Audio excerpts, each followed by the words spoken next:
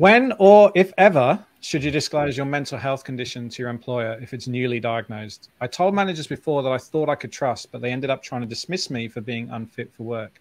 If a company has publicly mentioned that they're open to diversity, I feel like I would be able to share this. However, my past experiences have taught me to not trust anyone still.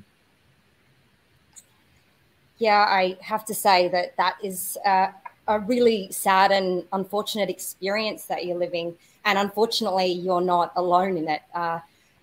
Particularly, you know, industries the world over, you know, not just the creative industries, but everywhere. You know, I think we're in a time of reckoning where we're trying to create spaces. I know that that's what the work of Mentally Healthy is all about. In allowing people to feel psychologically safe, to bring their humanity to work, right? Because we are human beings who work, right? We are not just robots. And so it's no wonder that if you've had these past experiences, you're going to feel reluctant to being able to share and open up about this lived experience, about this diagnosis that may, you know, impact you from time to time in regards to the work you're doing. There was a few points in there that I want to speak to, particularly that like lip service of diversity.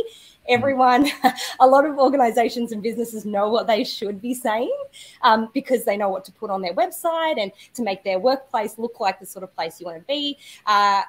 Talking the talk is different to walking the walk.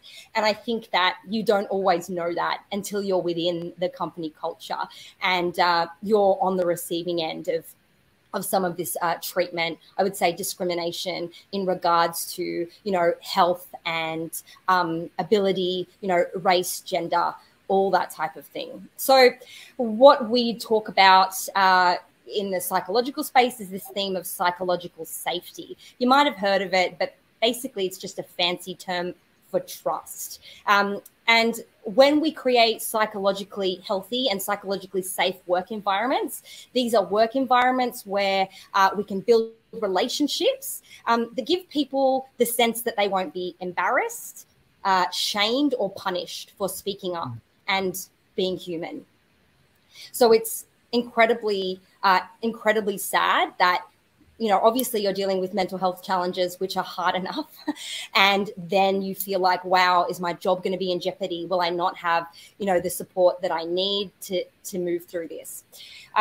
So the art of self-disclosure can be complex, you know, and I don't think that I can give you a, if, you know, then you should disclose your mental health condition. Many people don't choose to disclose because of concern regarding stigma. And I hope that that starts to change as we have more of these important conversations regarding mental well-being and how we can support one another. You know, our working environments are integrated. We are, you know, we all work as a unit, helping and supporting and, you know, picking up the load from people when we need to. And, you know, we can do the same for them when we know other people might need that support. If, you know, it's important for you to keep this particular gig, like I'm not going to tell you to walk away from that workplace. Absolutely. We need to, you know, do our work. We need to make our money, pay our rent. But again, if there's this sort of judgmental, sort of toxic work culture where you can't be even seen for these issues, then, you know, like there's starting to be almost like government, there's starting to actually be government policy. There is, yes. Yeah. So this is, you know, considered another form of discrimination. There's sort of industry bodies as well that you can probably speak to. Andy, you might have more specific awareness of this. Yeah. But again, you know, if it was me and I had connections to people within the workplace that I felt like, you know, were supportive and generally have been supportive of me in the history of me working there, would start to sort of maybe take little steps to opening up about some things.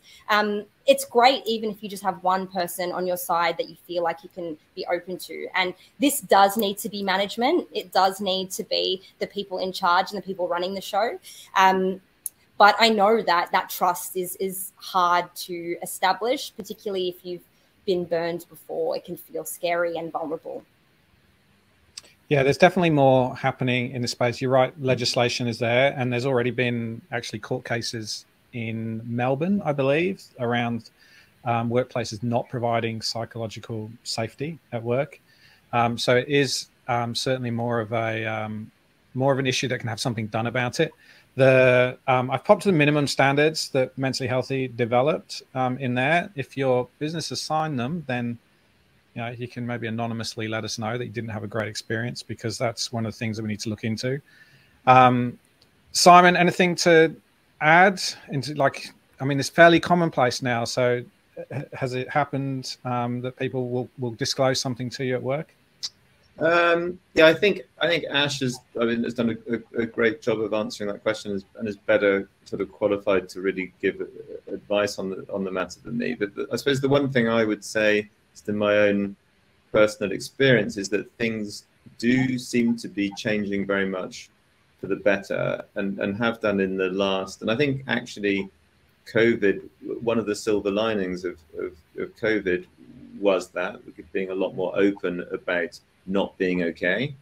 And certainly we've seen a real kind of change in openness here at the hallway, where, and I think it started with the leadership. I've been sort of quite open about some, sort of anxiety issues that I've had in the past, and I think that helped people feel more comfortable opening up about it and talking about it. And certainly within our creative department, or most of our team, it's not a taboo. It's a fairly kind of easy conversation.